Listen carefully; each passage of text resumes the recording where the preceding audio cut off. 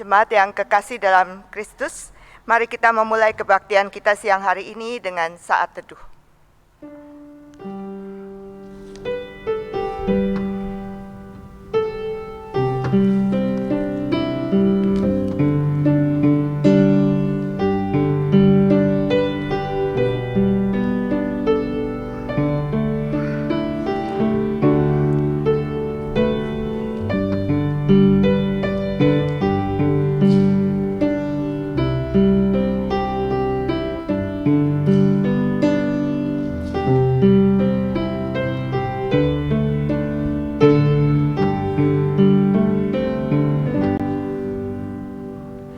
Diundang untuk bangkit berdiri.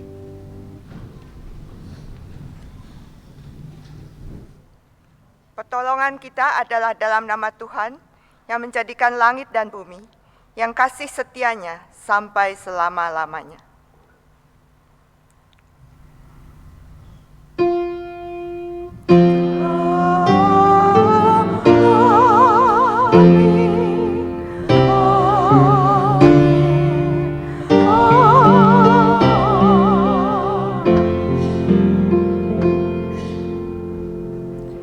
Salam kasih karunia dan damai sejahtera dari Allah Bapa kita dan dari Tuhan Yesus Kristus menyertai kita sekalian.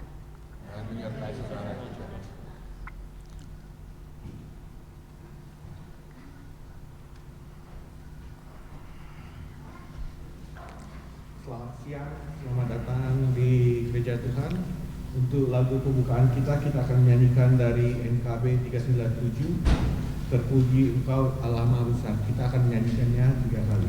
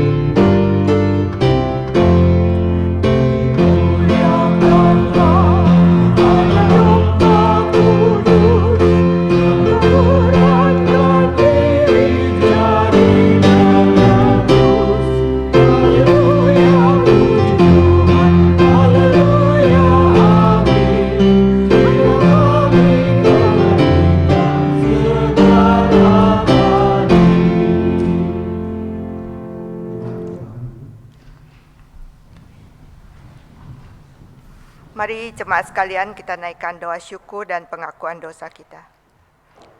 Ya Bapa kami yang ada di dalam surga, kami jemaat-Mu di tempat ini hendak mempersembahkan ucapan syukur kami ke hadirat-Mu yang Maha Kudus. Kami mengalami betapa luar biasa pemeliharaan-Mu pada kami yang tinggal di New Zealand, sehingga siang ini kami boleh dengan bebas beribadah di tempat ini, boleh menjalani kehidupan sehari-hari dengan normal, sementara di tempat-tempat lain di seluruh dunia pandemi masih merajalela. Kami mau mengucap syukur atas berkat-Mu yang selalu baru setiap pagi, atas keluarga, atas pekerjaan, sandang pangan, kesehatan, persekutuan, dan terutama atas anugerah keselamatan yang kami terima berkat pengorbanan anak-Mu di kayu salib. Pada saat yang sama kami mau mohon ampun atas segala kesalahan dan dosa kami yang kami lakukan dengan sadar maupun dengan tidak sadar. Kami mohon ampun atas dosa yang kami lakukan baik lewat pikiran, perkataan maupun perbuatan kami. Kami telah gagal untuk melayani Engkau dengan sepenuh akal budi dan kemampuan kami. Kami gagal untuk mengasihi sesama seperti kami mengasihi diri sendiri. Kami gagal untuk menjadi terang dan garam bagi sesama. Dan kami gagal untuk memberitakan kabar baik tentang juru selamat pada orang-orang di sekitar kami. Ya Bapa, Ampunilah kiranya segala dosa dan kegagalan kami tersebut. Tahirkan dan layakkan kami untuk menghadap hadirat-Mu pada saat ini. Doa ini kami panjatkan demi nama Tuhan Yesus Kristus, Juru Selamat kami yang hidup. Amin. Now kids, it's time for children's talk. But because Pak Yohanes is still self-isolating, you know what self-isolating is, right? Yeah, so he will talk to you through a video. Okay. Hello, good afternoon. You might be wondering why I'm not at church with you today and I'm appearing on a video. Well, some of you might have heard that I was on a holiday and I went to Wellington, and unfortunately one of the places that I went to was visited by this Australian tourist who tested positive with COVID-19. And because of that, because I was at the same place, I've had to go into self-isolation for 14 days. And today is the last day of my self-isolation, and so I'm not able to be with you physically there at church, and that's why I'm recording this video for you. But don't worry, it's all okay. I've had 3 COVID tests, and all 3 came back negative, and tomorrow I will be let out of jail and I will be able to leave home. And then next week, of course, I will be back at church. And so that's why I'm here on a video with you. Now, I want to tell you a story about a little girl who came back from school, and she was really dejected. She came home and she saw her dad and she went like this, "Dad." And the dad sort of said, "What's wrong?" "Well, you know, life is so tough. Everything is not going well. I mean, you know, I just had this test that I've learned so, you know, I've spent so much time to learn for this test, and well, he said, you know, I didn't really get a good grade, but I passed. And, you know, I tried out to be part of the, you know, cheerleaders team, and I didn't get picked to be in the cheerleaders team. And to top it all off, you know, some of my friends are making fun of me at school, and so, I don't know, you know, it's just such a bad day. Sometimes I sort of think, I want to give up. And so the father sort of said, yeah, okay. And then the father sort of said, "Hey, tell you what, can you give me a hand?" "Sure, Dad." "Well, can you go to the kitchen and grab me 3 pots, and also grab me 1 carrot, 1 egg that is not boiled yet, and some coffee beans."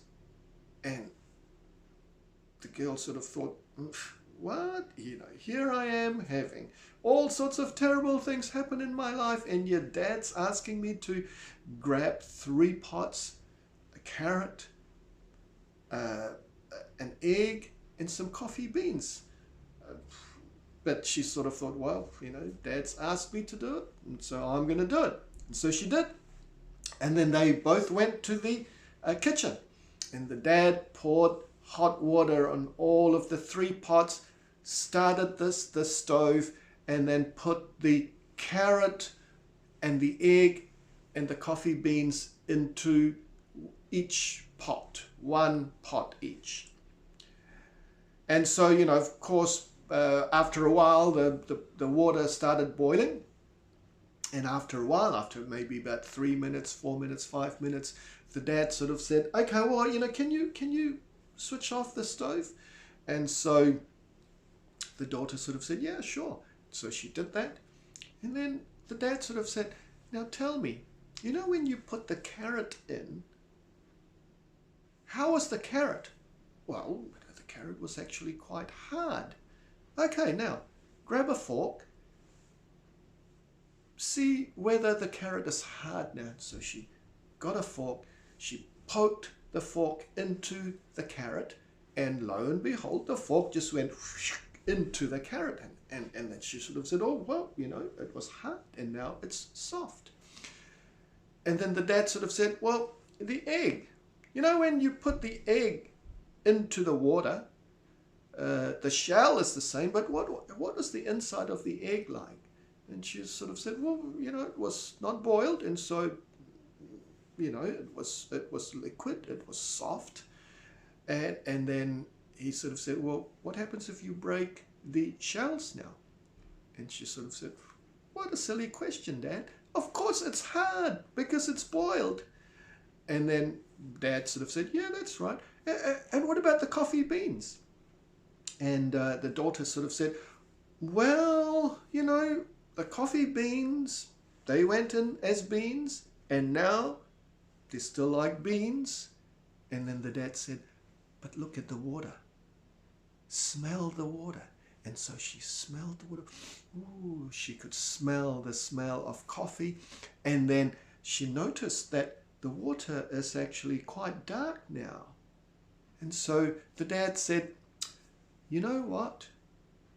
When things don't go quite so well, you need to learn from the carrot, the egg, and the coffee beans. She sort of was scratching her head. Oh, what do you mean, Dad?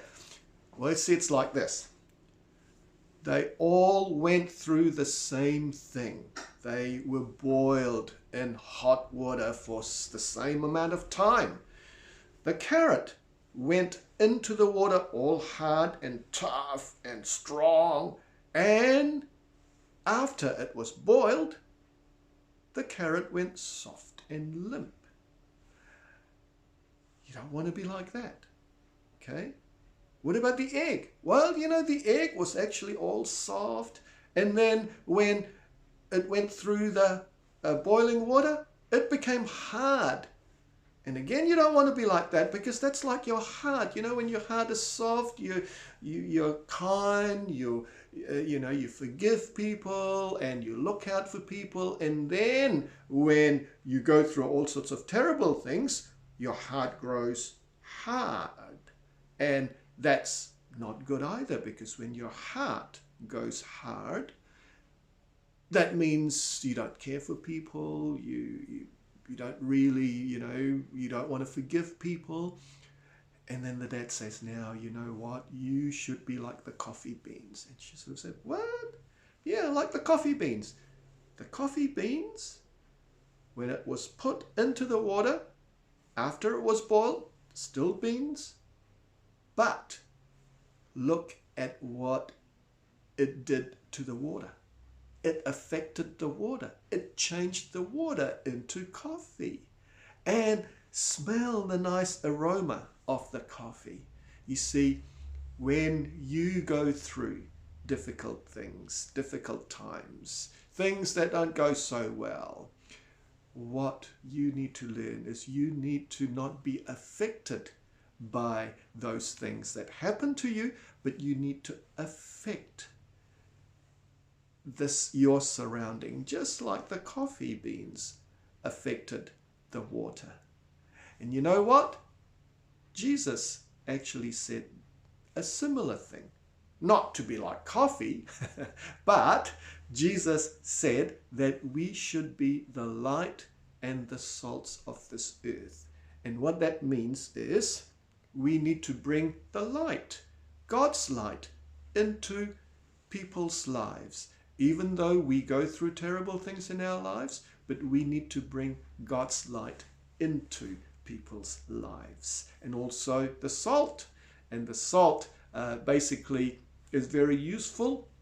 It helps preserve meat from going bad. And so we should be like that. We should be helping the people around us. And so remember, when things don't go well with you, don't be affected by it, but we want to affect the things that are around us, okay? And make people happy, and we need to be happy as well. And you know what? with God's help, we can do that.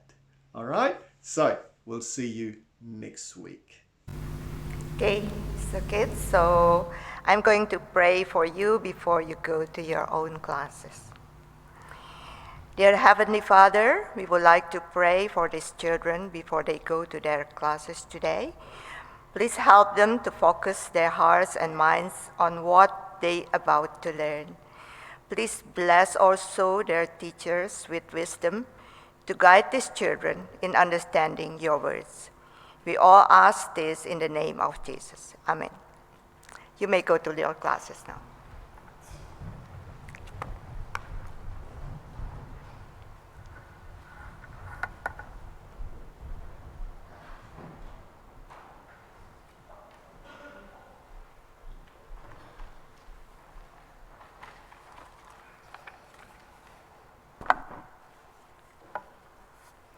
Selamat siang kepada jemaat sekalian, selamat datang berbakti pada hari ini, dan juga diingatkan kepada jemaat untuk scan QR Code COVID-19. Warta minggu ini cukup singkat, hanya ada 2. Yang pertama Bible Study. Bible Study akan diadakan pada hari Jumat, tanggal 16 Juli pada pukul 7.30 melalui Zoom. Dan yang kedua, pada minggu ketiga, 2 minggu yang akan datang, tanggal 18 Juli, kita akan mengadakan fellowship setelah kebaktian minggu. Acara fellowship ini merupakan acara makan siang bersama. Demikian warta untuk siang ini. Kini tiba saatnya untuk mengucapkan salam damai satu dengan yang lain. Terima kasih.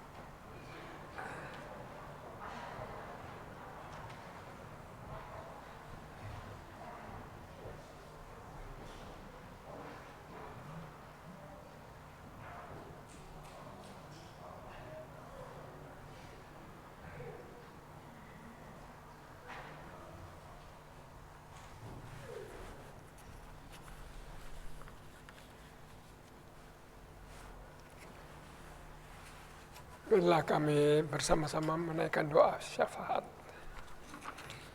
Ya Tuhan, pada siang hari ini kami datang ke hadapan hadirat-Mu untuk mengucapkan syukur atas semua hal yang telah kami alami dan kami terima dari Engkau. Kami ingin mendoakan beberapa masalah, khususnya untuk mereka yang dalam kesusahan, mereka yang dalam kesempitan karena kondisi rumah tangga yang tidak harmonis, karena anak-anak yang kurang mendapat perhatian dari orang tuanya, mereka yang menderita sakit, yang tidak memiliki pekerjaan, dan orang-orang yang dalam kesusahan karena sakit, kesulitan ekonomi, kesulitan izin tinggal di New Zealand, maupun persoalan keluarga yang lain-lain. Kami datang juga untuk anggota gereja St. Andrew dan semua orang yang percaya agar dapat melakukan kebaktian hari ini dan setiap hari Minggu dan mendapatkan berkat rohani. Kami berdoa untuk para pendeta, para petugas gereja agar mereka diberkati dan dapat melaksanakan tugas-tugas di gereja masing-masing. Ya Bapa, kami juga berdoa untuk pendeta-pendeta seperti pendeta Yohanes dan Reverend David Williams, agar mereka dapat melayani jemaat St. Andrew, agar pendeta Yohanes yang sampai saat ini masih harus di rumah dan baru minggu depan, agar dia boleh kembali ke hadapan bersama-sama dengan kami di tempat ini. Tuhan sertai mereka, keluarga mereka, dan semua yang ada di sekitar mereka, sehingga tidak terjangkit oleh virus-virus dan boleh melayani kembali jemaat St. Andrew ini. Kami juga berdoa secara khusus untuk Pendeta Yusak Susabda, agar dia boleh segera dipulihkan dari sakitnya dan bisa berkumpul dengan keluarga dan bisa datang ke gereja ini. Ya Tuhan, biarlah Tuhan menyertai Pendeta Yusak Susabda dan keluarganya. Kami berdoa untuk para keluarga, para pemuda dan anak-anak yang agar mereka mau makin mendekatkan diri dan lebih mengenal Kristus dan ajarannya, dan mampu menghadapi orang-orang yang belum percaya dan belum mau menerima Tuhan, dan mereka mampu memberikan contoh-contoh kehidupan karena mereka adalah pengikut Kristus. Ya Tuhan, kami juga berdoa agar Engkau Tuhan melindungi dan memberkati orang-orang Kristen dan gereja-gereja di seluruh dunia, sehingga mereka diberi kekuatan dalam Yesus Kristus. Kami mendoakan orang-orang percaya agar mereka menjadi sinar pembawa terang dari surga bagi orang-orang yang hidup dalam kegelapan, agar orang Kristen di negara yang mengalami ancaman-ancaman dan rongrongan oleh mereka yang tidak menghendaki berkembangnya Kristenan, agar mereka pun mampu bertahan dan tetap mempertahankan iman Kristiani mereka dan tidak mengalami ancaman dari kelompok yang mengancam kehidupan dan iman orang Kristen di sana. Ya Tuhan, kami berdoa untuk negara Indonesia agar Tuhan menyertai Presiden Jokowi dan menteri-menteri dalam mengatasi situasi di Indonesia yang ditimbulkan oleh virus COVID-19, agar mereka mampu mengatasinya, sehingga situasi yang ditimbulkan oleh virus COVID ini yang mengakibatkan rumah sakit di Jakarta makin penuh, sehingga orang yang terkena virus tidak mendapatkan perawatan di rumah sakit. Doakan agar pemerintah dan rumah sakit dan para dokter dapat segera mengatasi persoalan ini, dan masyarakat mau lebih berhati-hati dan mengikuti protokol kesehatan yang dianjurkan oleh pemerintah dan aparatur yang terlibat, agar kehidupan menjadi lebih aman, agar aktivitas beribadah di gereja-gereja di Indonesia yang masih belum teratasi karena masih banyak anggota gereja yang terkena efek COVID-19 dapat segera teratasi. Kami juga berdoa untuk negara New Zealand di mana kami boleh tinggal, agar orang-orang yang memiliki jabatan di pemerintahan mau percaya kepada Tuhan dan Juru Selamatnya, agar orang yang makin menjauh dari Tuhan mau kembali menjadi pengikut Kristus, agar tidak membuat orang-orang makin menjauh dari Tuhan. Kami juga berdoa agar kehidupan untuk keluarga Kristen yang masih muda di New Zealand tidak akan menjadi makin sulit, supaya mereka tetap dapat menjalankan imannya sebagai orang yang percaya kepada Kristus sebagai Juru Selamatnya. Kami mengakhiri doa ini dengan doa yang Tuhan ajarkan kepada kami. Bapa kami yang di surga, dikuduskanlah namamu, datanglah kerajaanmu, jadilah kehendak-Mu di bumi seperti di surga. Berikanlah kami pada hari ini makanan kami yang secukupnya, dan ampunilah kami akan kesalahan kami, seperti kami juga mengampuni orang yang bersalah kepada kami. Dan janganlah membawa kami ke dalam pencobaan, tetapi lepaskanlah kami daripada yang jahat. Karena Engkaulah yang punya kerajaan dan kuasa dan kemuliaan sampai selama-lamanya. Amin.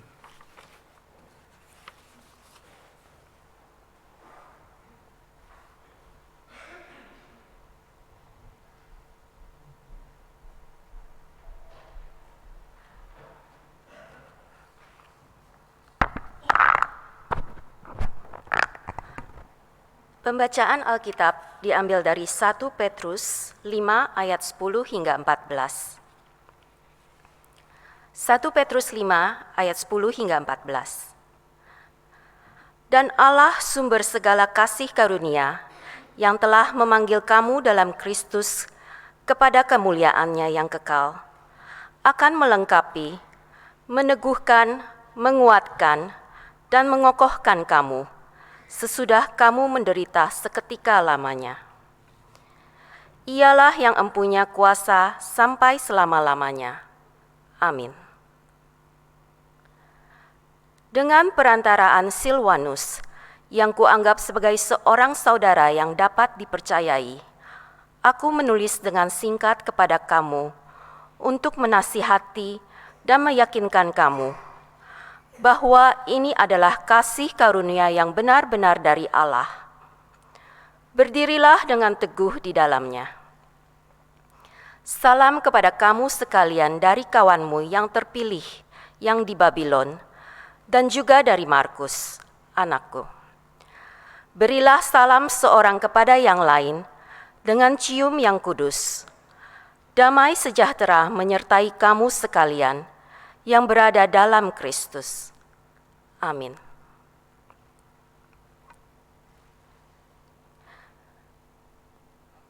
Demikianlah firman Tuhan. Yang berbahagia adalah mereka yang mendengarkan firman Allah dan yang melakukannya. Haleluya. Haleluya. Haleluya. Haleluya.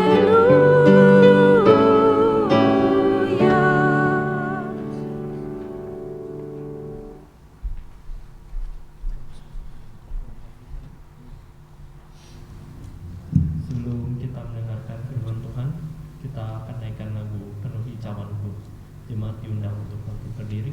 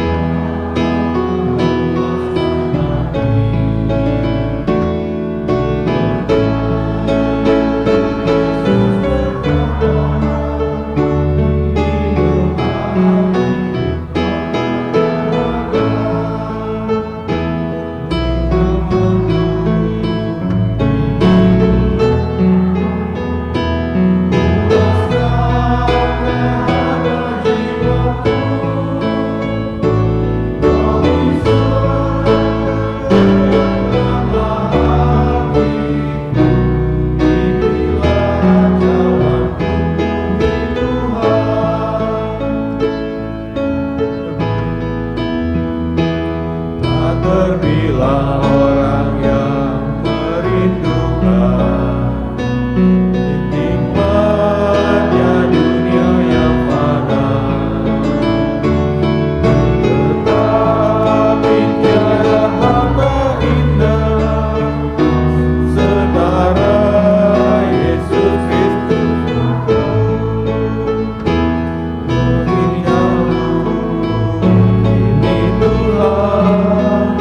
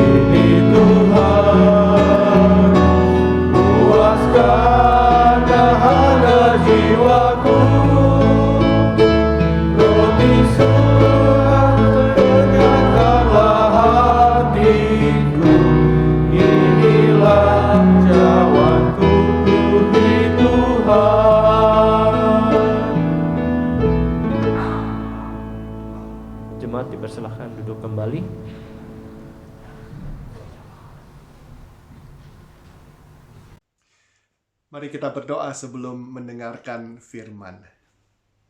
Bapa kami di surga, kami ingin memberi syukur karena pada saat ini kami boleh diberikan kesempatan untuk mendengarkan firman-Mu.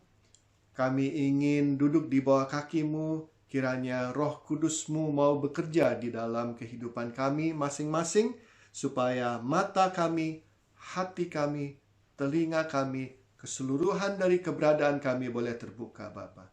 Urapi juga hamba-Mu, supaya semua yang keluar dari mulutnya hanya membesarkan dan memuliakan nama-Mu saja. Kami panjatkan doa ini dalam nama anak-Mu, Tuhan Yesus Kristus, Juru Selamat kami. Amin.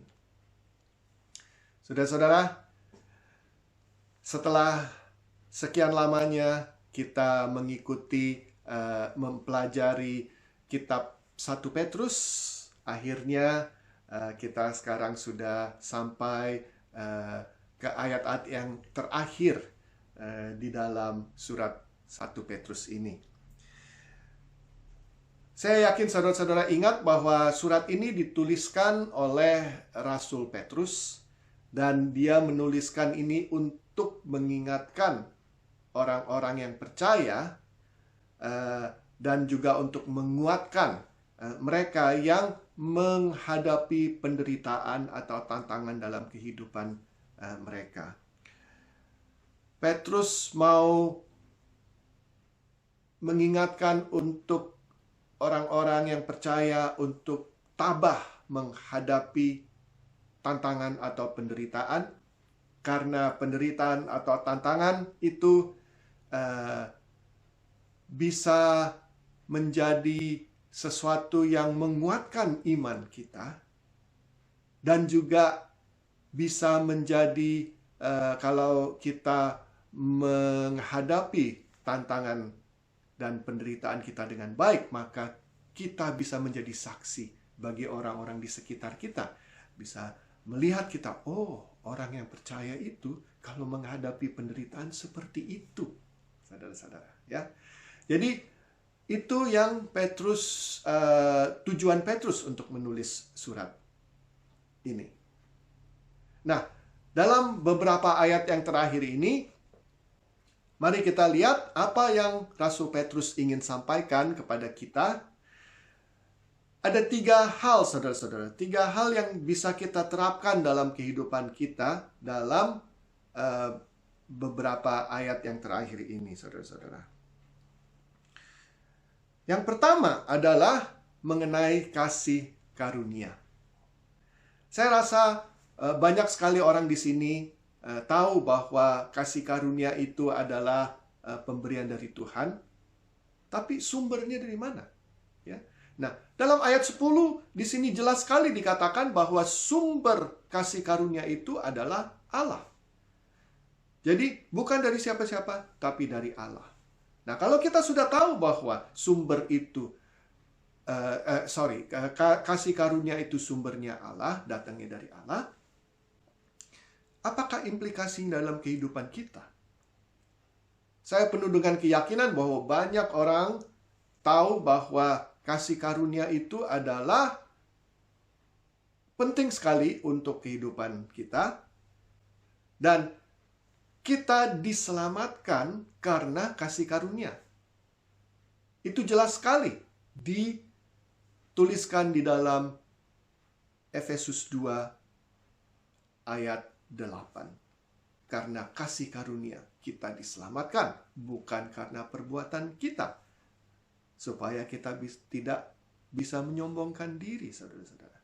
Jadi, saudara-saudara, kita diselamatkan. Apa itu artinya diselamatkan? Nah, menurut Yohanes 3 ayat 16, kalau kita diselamatkan itu, kalau kita percaya kepada Tuhan Yesus, maka kita akan diberikan kehidupan yang kekal. Berarti kita diselamatkan, kita diberikan kehidupan yang kekal. Nah, kita tahu, bukan saudara-saudara, bahwa dalam dunia ini kita pasti satu hari akan dipanggil Tuhan. Kita tidak akan hidup di dunia ini selama-lamanya. Jadi kalau kehidupan kekal itu berarti setelah kita di dunia, ya.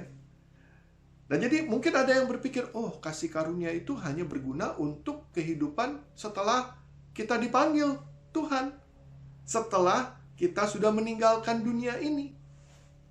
Apakah begitu saudara-saudara? Tidak, saudara-saudara. Tuhan kita adalah Tuhan yang baik. Tuhan kita bukanlah Tuhan yang memberikan solusi untuk problema yang kita hadapi itu cuman setengah-setengah, ya. Jadi, cuman yang nanti aja itu diberi solusinya, berarti nanti untuk kehidupan yang kekal, ya. Setelah kehidupan di dunia ini. Nah, selama di kehidupan kita di dunia ini, ya udah, biarin aja. Silakan cari-cari jalan sendiri. Tidak, saudara-saudara. Tuhan itu baik. Tuhan, kasih karunia Tuhan itu memberikan kita kehidupan kekal setelah kita dipanggil Tuhan dari dunia ini. Tapi selama kita di dunia ini, kita juga diberikan kekuatan. Kasih karunia memberikan kita kekuatan untuk menjalani kehidupan kita. Nah, saudara-saudara, di dalam 1 Petrus 4 ayat 10, di sana dikatakan bahwa kita semua diberi karunia oleh Tuhan. Dan kita harus memakai karunia itu untuk saling melayani. Jadi saudara-saudara, kita semuanya diberi karunia. Dengan kata lain, dan kenapa kita dikasih karunia oleh Tuhan? Supaya bisa melayani. Jadi dengan kata lain, Tuhan memberikan kita kasih karunia supaya kita bisa menjadi saluran berkat. Kita supaya bisa dijadikan saluran karunia. Nah, saudara-saudara, kalau kita saling melayani, berarti kita itu mempunyai sikap yang mau menolong, kita mau mendukung, kita mau menguatkan, ya. Bukan sikap yang mengatakan bahwa, saya ini lebih hebat dari orang lain, saya lebih suci, saya ini lebih pintar dari orang. Bukan, saudara-saudara. Ya. Nah, saudara-saudara, kalau kita mempunyai sikap yang tercatat di dalam 1 Petrus 4 ayat 10, maka karunia yang kita terima itu akan membuat kehidupan kita lebih nyaman, karena orang-orang di sekitar kita pun juga akan melayani kita. Saya akan melayani saudara-saudara, saudara-saudara juga akan melayani saya. Jadi kita saling mendukung, kehidupan kita jadi lebih nyaman, saudara-saudara. Ya. Nah, tapi saudara-saudara, kita tahu kan bahwa manusia ini tidak bisa diandalkan, ya, saudara-saudara. Maka dari itu Tuhan tidak hanya mengandalkan manusia untuk menyalurkan karunia yang bisa membantu kehidupan kita sekarang di dunia, tapi Tuhan juga di dalam ayat 10 dalam teks kita hari ini, 1 Korintus 5 ayat 10, Petrus mengatakan bahwa Tuhan akan meneguhkan, akan melengkapi, akan menguatkan, dan akan mengokohkan kita. Nah, keempat hal ini juga akan membantu kita dalam kehidupan kita, bukan? Bukan waktu nanti. Nanti kalau kita sudah bertemu sama Tuhan, tidak perlu lagi dikuatkan, tidak perlu lagi dikokohkan, tidak perlu lagi dilengkapi, karena kita sudah menjadi sempurna, saudara-saudara. Jadi itu untuk kehidupan kita sekarang. Jadi saudara-saudara, kasih karunia itu bukan sesuatu, bukan satu pemberian dari Tuhan yang hanya berguna untuk nanti setelah dunia ini, tapi sekarang di dalam dunia ini juga bisa membantu kita. Jadi itu adalah hal yang pertama yang ingin disampaikan oleh Petrus. Hal yang kedua adalah soal penderitaan, saudara-saudara.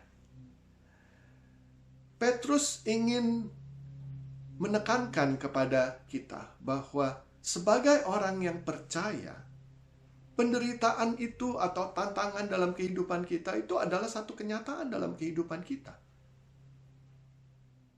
Bukan sesuatu yang, kalau kita sudah percaya berarti kita tidak akan menghadapi penderitaan atau tantangan. Banyak orang-orang mempunyai pengertian yang salah, yang mengatakan, kalau saya sudah percaya sama Tuhan, berarti saya, ya udah, nggak akan menghadapi tantangan, nggak akan menghadapi penderitaan. Ada orang-orang yang mengajar seperti itu. Tapi ajaran-ajaran seperti itu tidak alkitabiah. Kita nggak usah jauh-jauh. Kita lihat tokoh-tokoh Alkitab. Banyak sekali tokoh-tokoh Alkitab yang menghadapi penderitaan, menghadapi kesengsaraan, menghadapi tantangan. Contoh yang primer adalah Tuhan Yesus sendiri, bukan? Tuhan Yesus hidup di dunia ini. Dia mengikuti kehendak Allah dengan sempurna.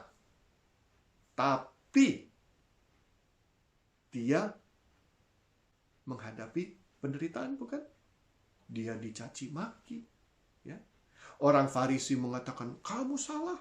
Bahkan orang Farisi mengatakan, kamu memakai kuasa iblis. Ya. Dia dikhianati. Dia merasakan kekecewaan waktu dia memerlukan bantuan, dukungan dari teman-temannya di Taman Getsemani, waktu dia merasa benar-benar down sekali karena dia tahu apa yang dia harus hadapi dalam beberapa saat yang tidak jauh lagi. Dia memanggil 3 murid-muridnya yang terdekat. Ayo, datang dekat sama saya, berdoa sama saya. Saya berdoa di sana. Ya, tunggu. Apa yang mereka lakukan? Mereka tidur, saudara-saudara. Ya. Kekecewaan. Tidak diberi support oleh teman-temannya. Bahkan waktu Yudas dan tentara-tentara datang untuk menangkap Tuhan Yesus, murid-muridnya meninggalkan dia. Tidak ada satupun yang stay sama dia. Petrus ikut, tapi dari jauh. Tidak berani dekat-dekat. Ditinggalkan, saudara-saudara. Jadi Tuhan Yesus, walaupun dia mengikuti kehendak Allah dengan sempurna, dia menghadapi penderitaan, kesengsaraan, tantangan. Jadi saudara-saudara, jangan sekali-kali mempunyai pikiran bahwa kalau kita sudah percaya bahwa kita tidak akan mengalami penderitaan. Tuhan tidak pernah berjanji bahwa dia akan mengambil semua penderitaan dari kehidupan kita. Tidak, saudara-saudara. Tapi Tuhan berjanji dia tidak akan meninggalkan kita sendiri. Di dalam teks kita hari ini, perhatikan di dalam ayat di dalam ayat 10 juga, Petrus mengatakan, sesudah engkau mengalami penderitaan, Tuhan akan apa? Ya, keempat hal itu tadi, ya. Tuhan akan melengkapi, Tuhan akan meneguhkan, Tuhan akan menguatkan, dan Tuhan akan mengokohkan. Jadi saudara-saudara, kalau kita lihat keempat kata ini, seolah-olah mirip-mirip ya. Hampir-hampir sama gitu ya. Ya memang, karena ini semua kata-kata ini memang membantu kita ya. Tapi ada perbedaan-perbedaan, saudara-saudara. Kalau kita lihat dalam bahasa aslinya. Yang pertama, kalau kita melihat kata melengkapi, dalam bahasa aslinya juga ada pengertian memulihkan, memperbaiki sesuatu yang rusak. Contohnya seperti net orang memancing ikan, menangkap ikan, ya, menangkap ikan pakai net. Nah, net itu kalau dipakai bisa koyak, bisa robek, jahitannya bisa ada yang copot. Nah, itu mesti diperbaiki. Itu memulihkan. Jadi kata memulihkan itu ada unsur seperti itu. Ya, kata melengkapi itu ada unsur memulihkan atau memperbaiki, saudara-saudara. Jadi saudara-saudara, waktu kita menghadapi penderitaan atau setelah kita menghadapi penderitaan, Tuhan akan memulihkan kita. Ya, dilengkapi berarti kita jadi perfect lagi seperti itu. Ada unsur seperti itu ya. Jadi kita dipulihkan, kita diperbaiki. Jadi istilahnya kalau ada sakit, ya, ada goresan, itu dipulihkan, diperbaiki oleh Tuhan. Itu yang pertama, Tuhan berjanji akan melengkapi kita. Yang kedua adalah meneguhkan. Tuhan akan meneguhkan. Meneguhkan ini juga ada pengertian memberi support, saudara-saudara. Jadi saudara-saudara, kalau kita memang sedang menghadapi penderitaan atau tantangan, bukankah kita merasa lemas, ya, kadang-kadang merasa lesu, karena susah hatinya. Nah, di sini Tuhan mengatakan, yes, saya akan memberi support kepada engkau. Jadi seolah-olah kalau saya lemes begini ya, mau jatuh, ada orang di sebelah kiri, ada orang di sebelah kanan membantu saya supaya saya bisa berdiri dengan tegak, diberi support, saudara-saudara. Ya, itu meneguhkan. Yang ketiga, menguatkan. Saya rasa menguatkan tidak perlu kita bahas, ya. Saya rasa semua orang mengerti apa artinya itu dikuatkan. Artinya bahasa aslinya ya sama, menguatkan. Okay. Dan yang keempat adalah mengokohkan. Mengokohkan. Kata asli mengokohkan itu ada pengertian bahwa kita yang tadinya berdiri di dasar yang tidak kuat, diambil, diangkat, dan dipindahkan ke dasar yang kuat. Dasar yang kokoh, yang stabil. Jadi kita tidak bisa jatuh lagi, saudara-saudara. Ya. Jadi saudara-saudara, kalau kita sedang menghadapi penderitaan atau tantangan, bukankah kita sering kali merasa seperti kita berada di pasir hisap, ya? Di pasir hisap, kita diam-diam aja, kita tenggelam. Tambah kita berontak, tambah tenggelam lagi. Nah, ini Tuhan mengatakan bahwa dalam penderitaan kita, ya, setelah penderitaan kita, Tuhan akan mengangkat kita. Tuhan akan membawa kita ke tempat yang kokoh, yang stabil, yang kuat, supaya kita tidak tenggelam lagi, saudara-saudara. Jadi inilah janji Tuhan. Dalam penderitaan kita, Tuhan akan membantu kita. Ada keempat hal ini, saudara-saudara. Jadi jangan merasa takut. Jangan merasa, aduh, Tuhan meninggalkan saya. Tidak pernah. Tuhan tidak pernah meninggalkan kita. Dalam segala sesuatu yang kita hadapi, Tuhan selalu ada. Dalam penderitaan kita, Tuhan sudah berjanji, Dia akan melengkapi, Dia akan meneguhkan, Dia akan menguatkan, Dia akan mengokohkan, saudara-saudara. Ya, jadi itu hal yang kedua. Nah, hal yang ketiga adalah pengertian bahwa Tuhan kita adalah Tuhan yang berdaulat. Berarti Tuhan kita itu adalah Tuhan yang berkuasa. Ayat 11 menyatakan bahwa Dialah, yaitu Allah, Dialah yang mempunyai kuasa untuk selama-lamanya. Jadi, konsep ini adalah menunjukkan bahwa Tuhan kita adalah Tuhan yang super power. Tidak ada lagi yang lebih berkuasa dari Tuhan. Dia berdaulat. Dia yang satu-satunya yang paling berkuasa. Nah, kalau Tuhan kita itu berkuasa, mungkin kita bisa merasa, aduh, takut ya. Kalau berkuasa, kalau dia diktator bagaimana? Nggak usah takut. Karena Tuhan itu bukan diktator. Tuhan itu adalah Tuhan yang baik. Tadi kan sudah dikatakan dalam Yohanes 3 ayat 16, begitu besar kasih Allah sehingga Dia memberikan anaknya. Siapa yang percaya kepada Tuhan Yesus akan diberikan kehidupan yang kekal.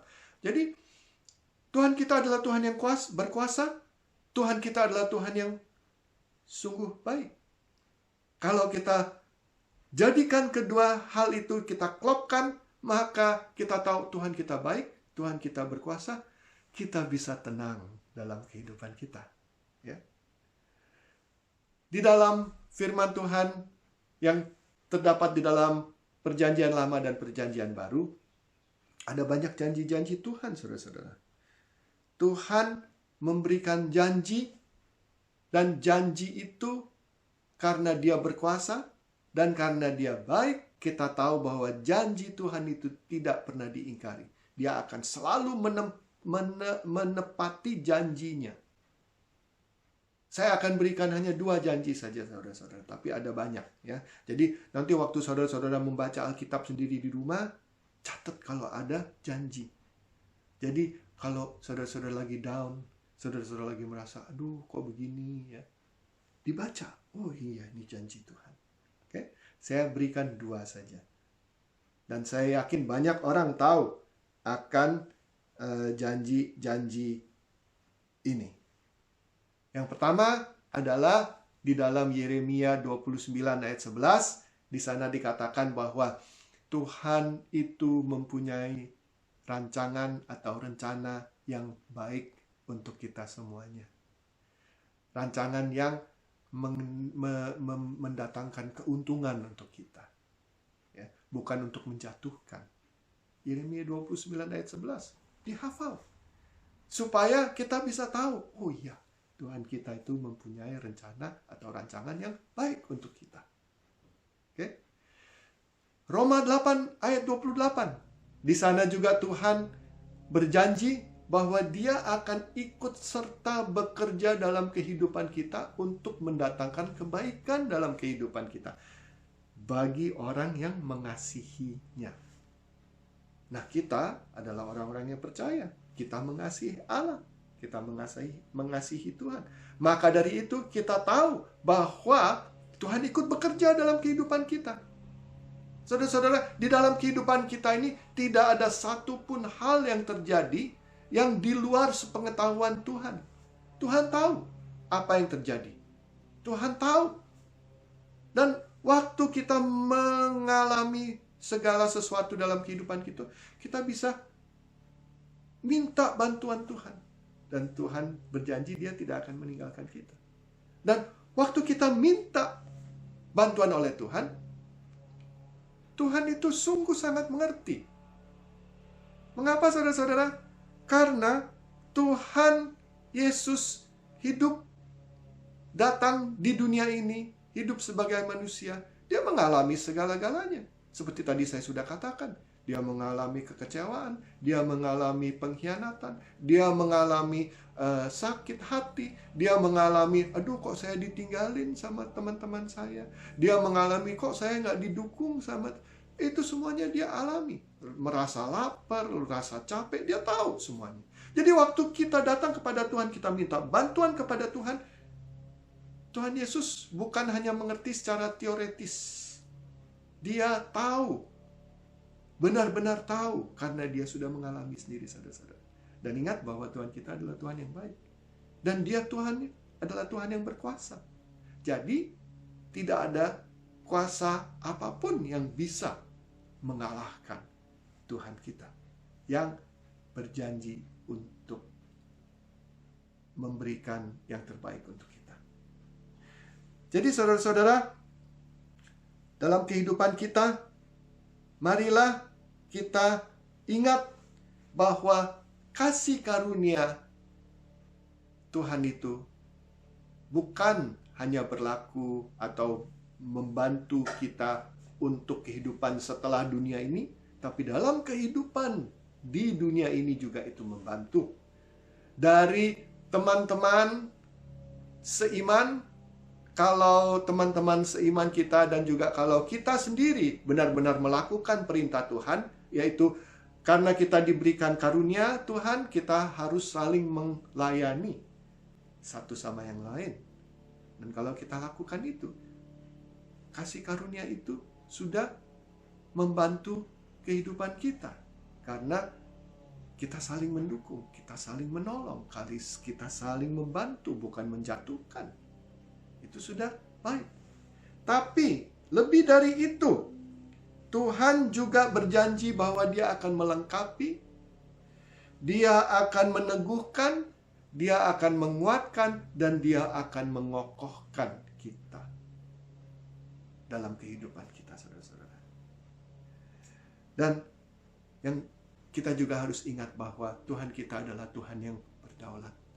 Tuhan kita adalah Tuhan yang berkuasa. Bukan berkuasa hanya sekejap saja, tapi berkuasa untuk selama-lamanya. Tidak ada kuasa yang lebih berkuasa dari Tuhan kita.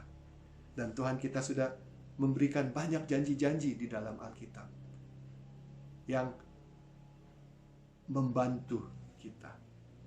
Jadi saudara-saudara, marilah kita ingat akan ketiga hal ini, dan semoga ini bisa membantu dalam kehidupan kita. Amin. Mari kita berdoa.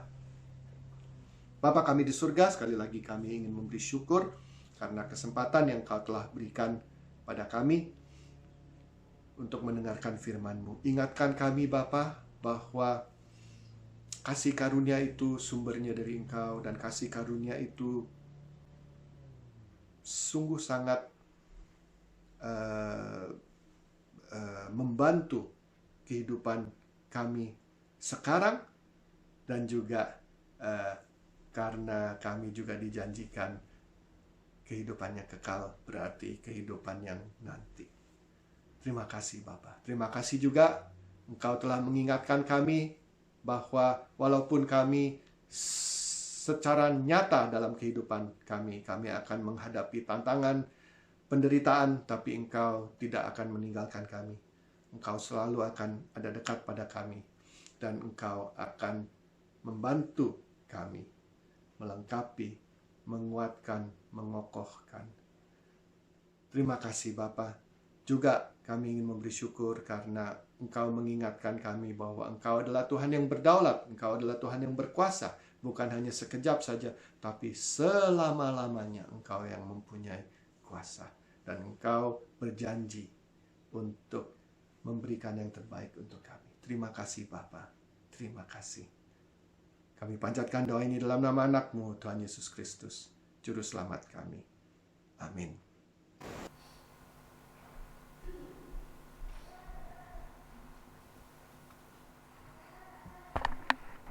Jemaat kami undang untuk bangkit berdiri.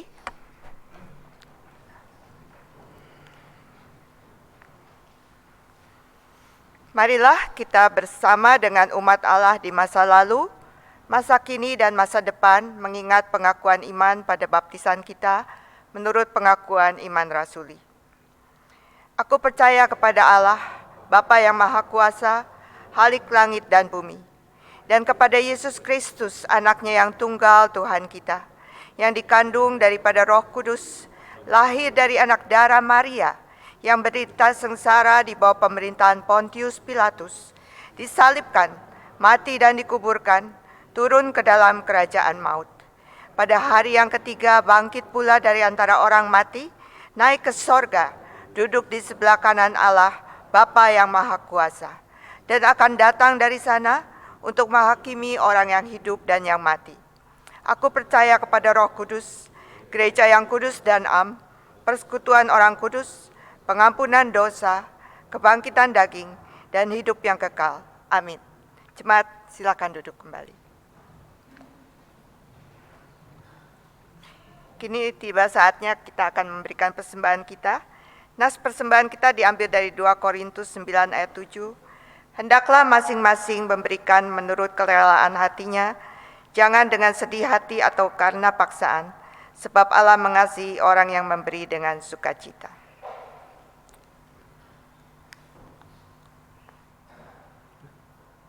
Nyanyian persembahan pada hari ini kita akan nyanyi dari PBSR 586, Sungguh Ku Bangga Bapa.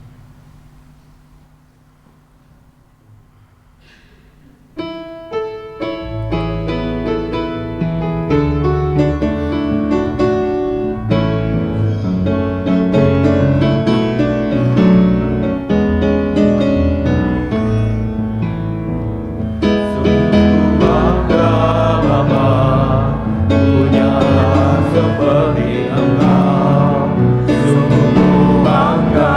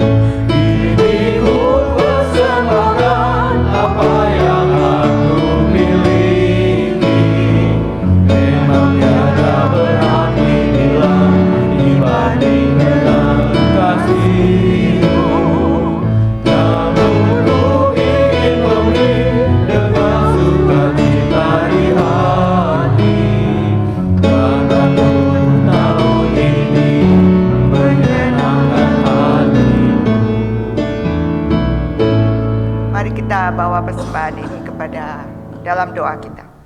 Bapa, kami datang ke hadirat-Mu membawa sebagian kecil dari apa yang Engkau sudah berikan bagi kami. Bapa, kiranya Engkau memberkati persembahan kami ini sehingga boleh dipakai bagi tugas-tugas pelayanan gereja-Mu di tempat ini. Tolong kami untuk berani memberikan yang terbaik dari diri kami, karena Engkau sendiri sudah memberikan yang terbaik bagi kami dalam diri Putra Tunggal-Mu, Yesus Kristus. Doa ini kami panjatkan dalam nama Tuhan Yesus Kristus. Amin.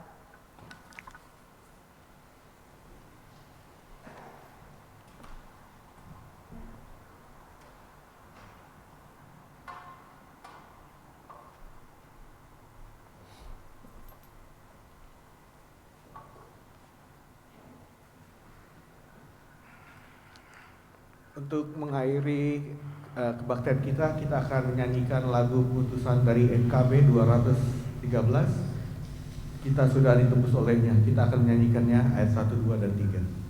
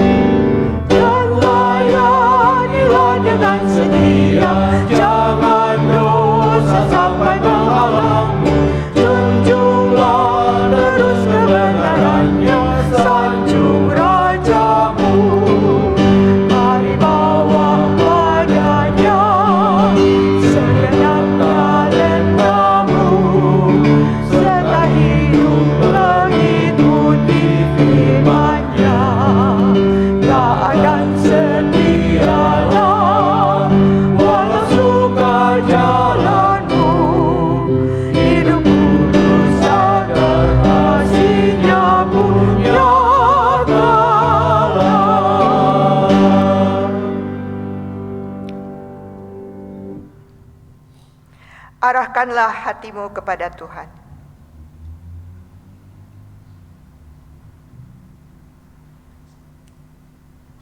Kami mengarahkan hati kami kepada Tuhan. Jadilah saksi Kristus. Terpujilah Tuhan, kini dan selamanya.